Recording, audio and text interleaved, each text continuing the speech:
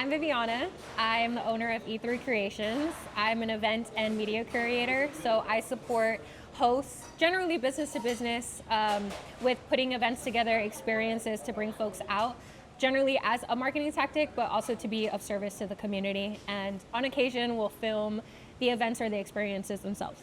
Intentionality is really at the root of everything I do. So the way that we greet people, the way we show up in a space, the way that we create flow so that the guest experience is fluid and it's intentional.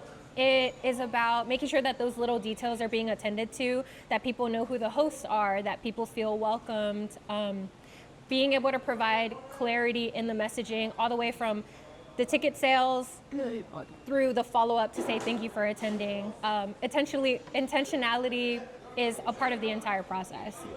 I think for me, it's about getting to see what works for different environments. So we're thinking about the venues generally as it pertains to flow, but also what it is that the guest is coming to experience. So at a networking event, for example, are they looking for a fast-paced connection? Is it more about the quantity of people that they're connecting with, or is it about the quality of conversations that they're having? And I think the more events I attend, whether it's a grand opening or an anniversary or a networking event, there's this opportunity to really sit back and observe, particularly if I'm not the one coordinating or supporting, to get a sense of what is the most ideal guest experience and what is the need to meet and how do we deliver on that in different ways. Yeah, so small businesses can grow their brands with events because you're catering to a new demographic of folks who maybe didn't know that you had existed before, whether it's just a taste of what you can offer them,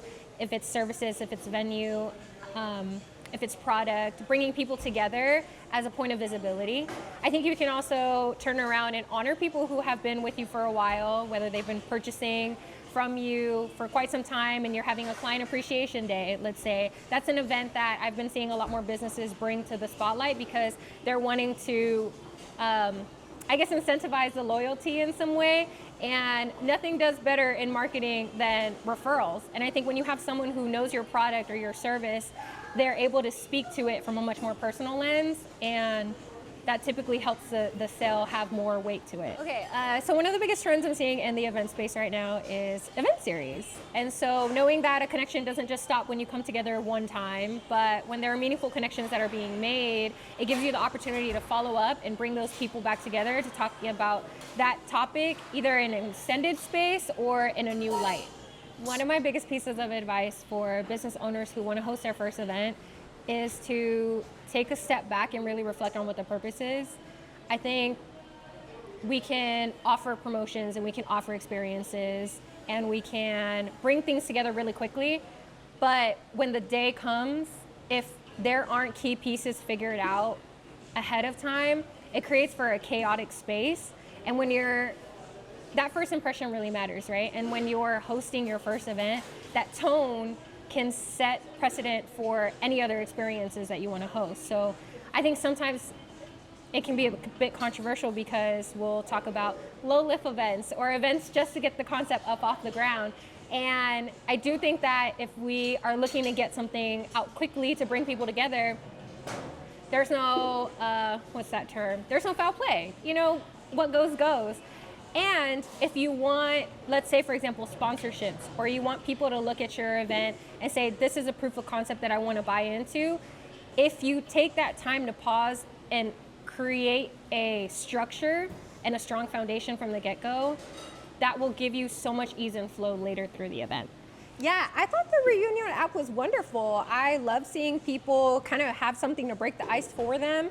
I thought the prompts were also really great because the way the app lets you take a selfie, it in and of itself takes away that awkwardness of trying to find someone, whether it's by what they're wearing or, you know, can I read your name tag? I already know your name and I know what you look like. So it takes that stress off of making that first introduction.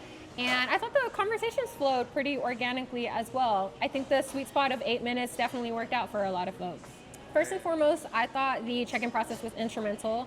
Acclimating folks into the space and letting them know how to use the tool and how to set up their profile gave folks a little bit more comfortability in breaking into the space. And it also gave people the opportunity to have conversations that were based on connection and not necessarily a surface level question. So there was purpose in it. So right now the process of working with E3 Creations starts with a consultation call. It's understanding what the vision is and everything that it's going to take to bring it to life.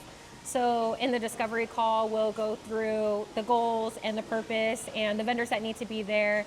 Whether it's just day of support or it's pre-production planning, we can pretty much cover it all. Yeah, so the best way to connect with me right now is via Instagram or via email at info@e3creationsllc.com, and the A is an 8.